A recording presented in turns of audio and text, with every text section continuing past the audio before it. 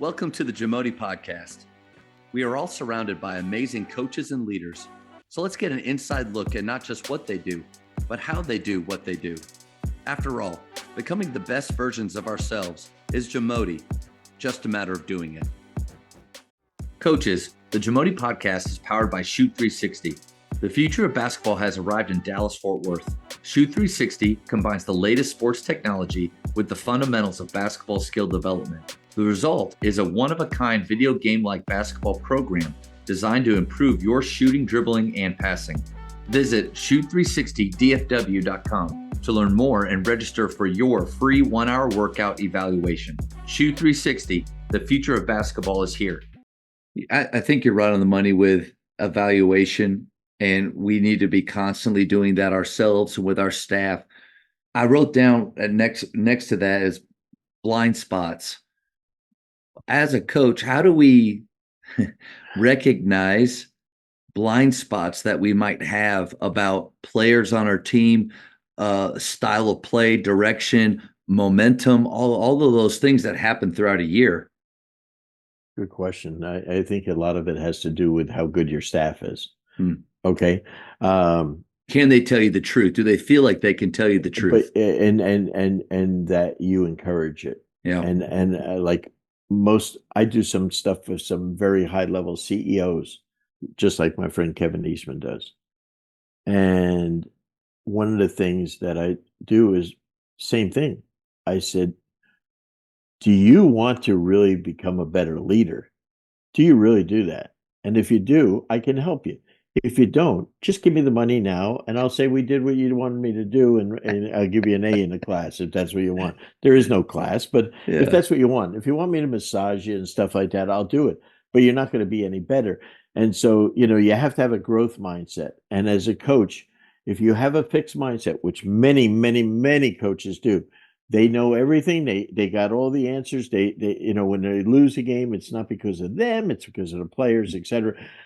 But there is no coach in America, I'm exaggerating just for our poetic license that we have right now, that knows more basketball than I do right now. There's no one. I don't care if you're in the Final Four. I don't care if you have if you're NBA best team. Doesn't matter, because that's all I do all day is I study. That's all I do. I know every offense that's being run in college and pro basketball. I study them. I can teach them. So I have this mindset that, oh, sure, I was with the dream team, the original dream team. I was with when, 5 times our teams were the best team in the world. That has nothing to do with it. That's where it was then. How about now? And so that's why I'm out there teaching people all over the world. I have to teach them the latest trends and teachings in the game, not what I did 30 years ago, 25 years ago, 10 years ago. It's not important. It's important right now. How do I help them? Well, I have to get superior knowledge. A coach, it doesn't matter that most of my career I played man-to-man, but I also did deep dive into, learning about zones and about presses and, heck, we invented the Jordan rules, and stuff, which my girl, I can't mention her name because I lived there. This should have been used last night against Cleveland Clark. But anyway, so every day I got to keep getting better. There's no one that's watching me get better. I love it. I want to keep learning. And so as I better surround myself with not my friends as on my coaching staff, but it'd be nice if they became my friends, but people to fill in my gaps. Yeah, they can be both. Yeah. I would think that I was one of Chuck Daly's one of best friends, et cetera. But that's not important as much as I'm there to serve them. Assistant coaches need to get. It's not my team. My job is to assist the head coach. How do I help him become better? It's very servant leadership. So you have to learn, Matt, in coaching, to coach what I call up. Every one of us has a boss. You got a boss. Yeah. I have a boss. You got to learn to coach up. You got to be able to coach. If you're an assistant coach, you got to be able to coach sideways. Those are your fellow assistants. And you have to be able to coach down, if you're the head coach, to your assistants, And as an assistant coach, I got to be able to coach down to my players. So, I'm coaching up sometimes to my owner in the NBA, my general manager. In college, it's my athletic director or someone that's the president of the university or whoever. And it's your principal and AD, et cetera. Yeah. But every one of us, but you better not be able to just say, I can coach players.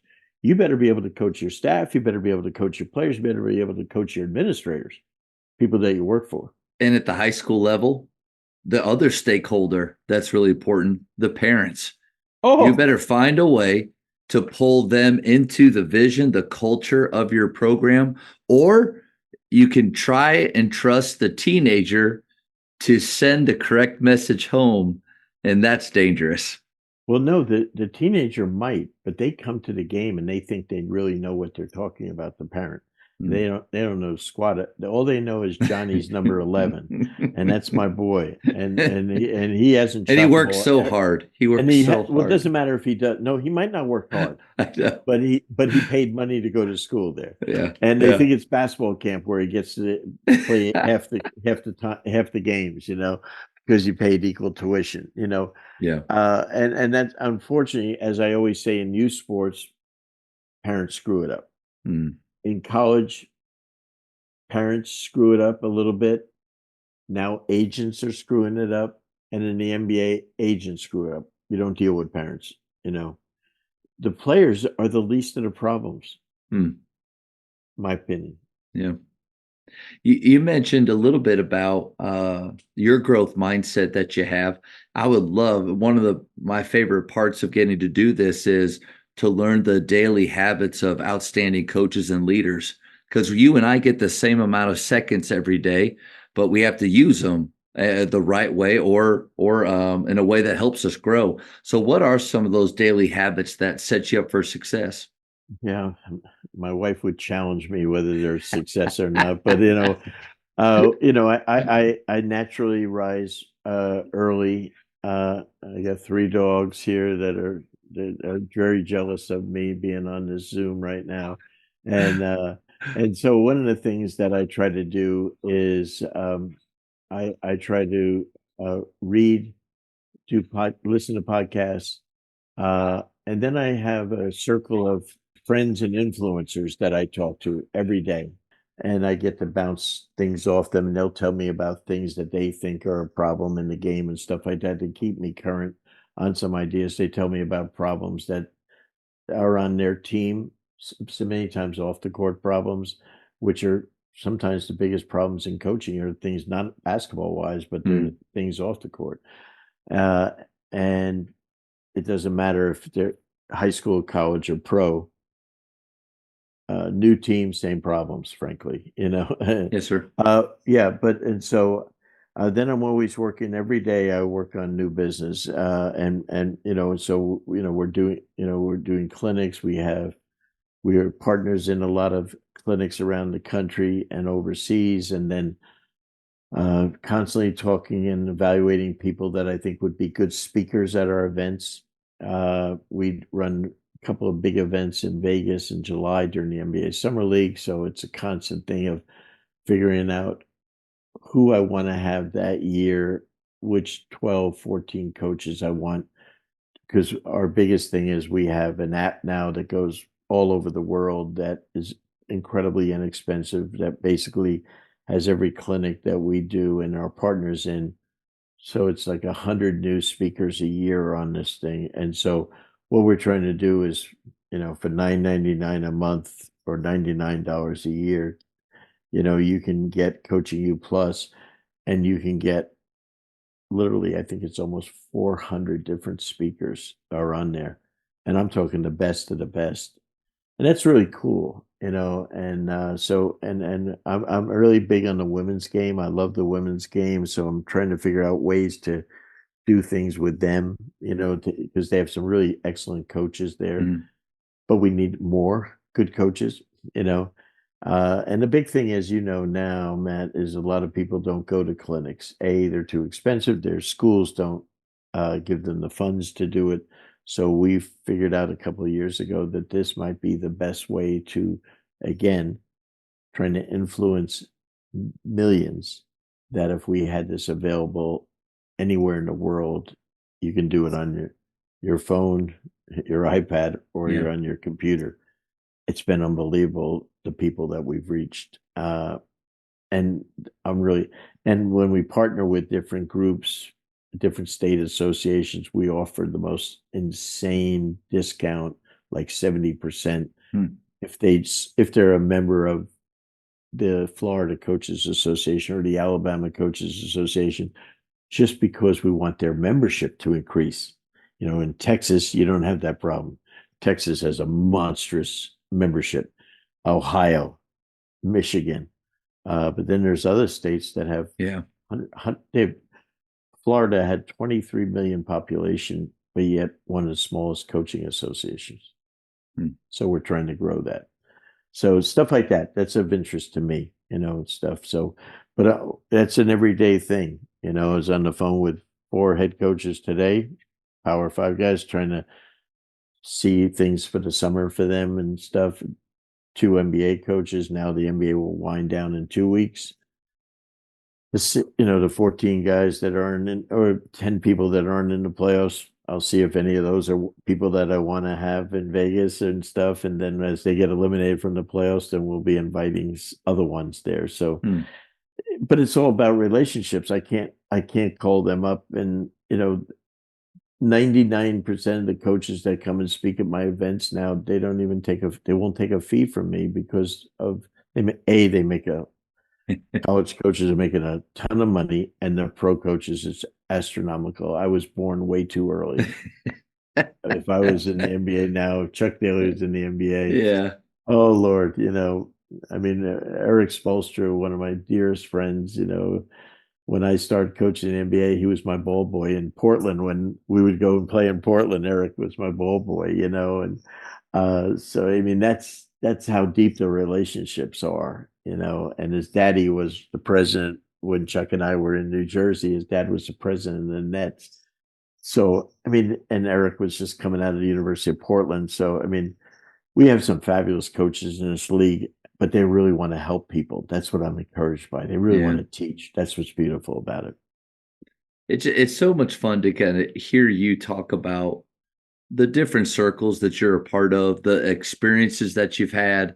And I would imagine there's people, and the reason I would imagine there's other people that think this way is because that thought popped in my head is like, man, like how do you get to where you're sitting where you are and you have these people that you get to have these conversations with, but it goes back to almost kind of how we started this talk.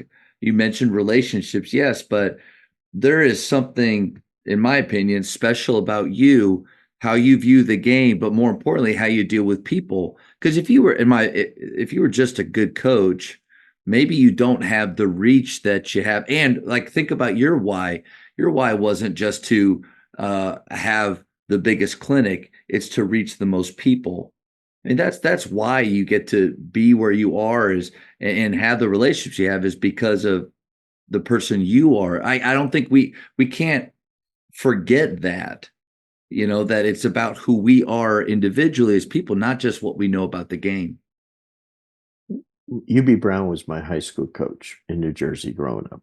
And he was the greatest clinician I ever heard in basketball. I mean, there was no better teacher in the world than UB Brown.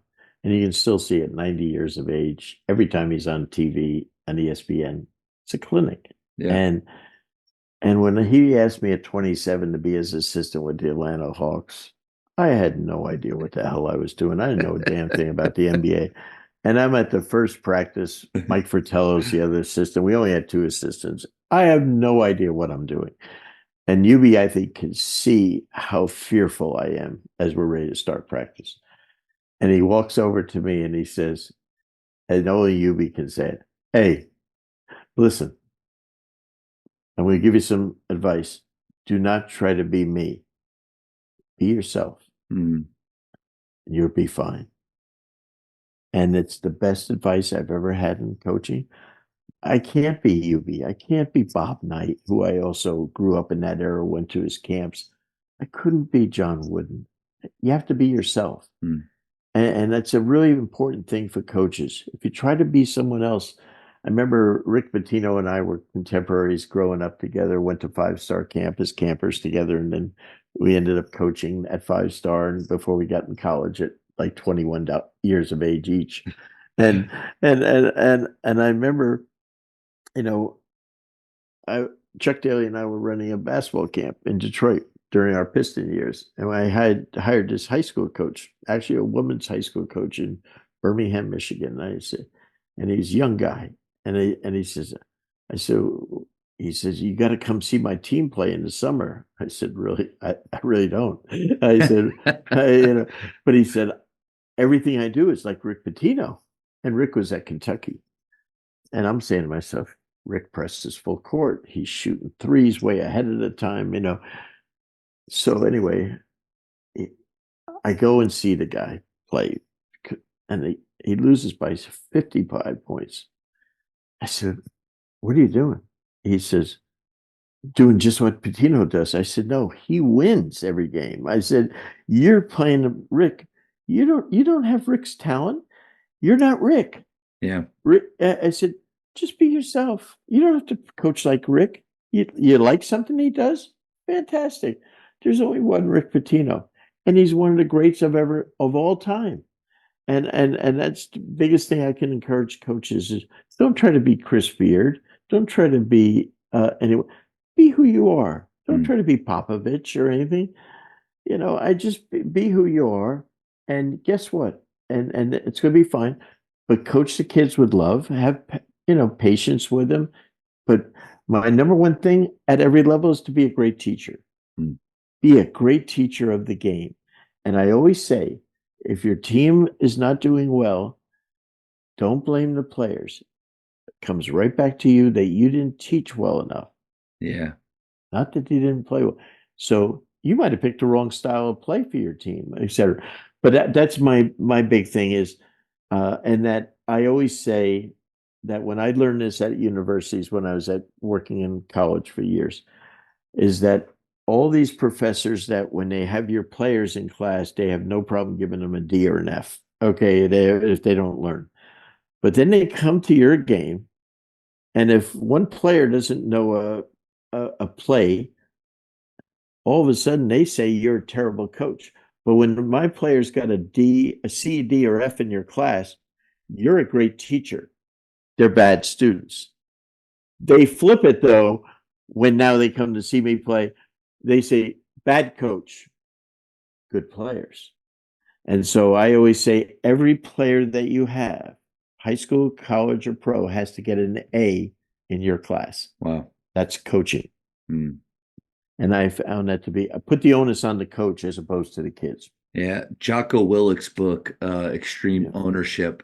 That was the thing that when I'm going through that and he's meeting with all of these CEOs of different companies, the what would seem like good reasons these CEOs were coming up with why things were going wrong, and the way that Jocko would just turn it right back around. And it's a good mantra for us. Whatever happens wrong in our program, it's our fault. And then it's also up to us, though, to look for solutions, maybe ask others for help.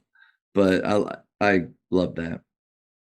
Matt, one of the really cool things that I've done the last 15 years is I consult with corporations. I have some great clients, some of the biggest hospitality companies in the world. And when I go to consult with them, and I go and sit in their meetings, I watch them in their meetings. And the one thing that became very universal to top 100 companies is they would meet, and every meeting was a minimum of 1 hour long, sometimes two. And the only thing that ever was solved pretty much consistently out of every corporate meeting I went to is they planned and announced when the next meeting would be. Okay. Nothing got done. And then if they had 3 months later a meeting and sales were down, they blamed or fired the guy that was the sales manager. No responsibility on the guy that was in charge. And so I said to them one day, they said, the CEO of the company, and it's such a big company, I can't tell you. He said, Brendan, what are your observations? I said, I said, how many meetings you guys have in a year at your place? And he goes, oh, 1, 2, 3, maybe 3 a week, per 2 to 3 a week per employee, 48 weeks, probably 150 meetings. I said, you know how many meetings I have as an MBA coach? 2,700 a year. 2,700 a year. I said, but let me tell you something. Shit gets done in my meetings. Okay. My meetings last from 1 minute to 3 minutes, 30-second timeouts, halftime talks, pregame talk. I said, those are my meetings. And guess what? There might be 20,000 people in the stands. And guess what? When we come out of there, I have changed personnel. I have maybe changed strategy. I have motivated. And guess what? 20,000 people will say, that's a good manager. That's a good leader, or he's not. But I do that 14 times a game. I never looked at it that way. So I said, I was with a client yesterday, and he said, I'm having trouble managing everything in my new role. I said, how many meetings do you have? And he said, 5, 6, 7 a day. I said, try having meetings, and the longest it can last is 3 minutes. And tell them what the hell you want done, and tell them, go get it done. I said, you have to have great clarity, and you have to define what you want done, and then hold them accountable to it. He said, I've never heard anything like it. He called me and wanted to tell me that it's just changed everything for him. Now he, instead of going home with his head between his legs and exhausted, he now says, I'm doing much more work because I'm doing these things much shorter and quicker. So the things we do are really what's important. Thank you for checking out today's episode. Please take a moment to subscribe to this podcast, share it with your fellow coaches, and find us on social media for what's coming up next on the Jamodi podcast. It's just a matter of doing it.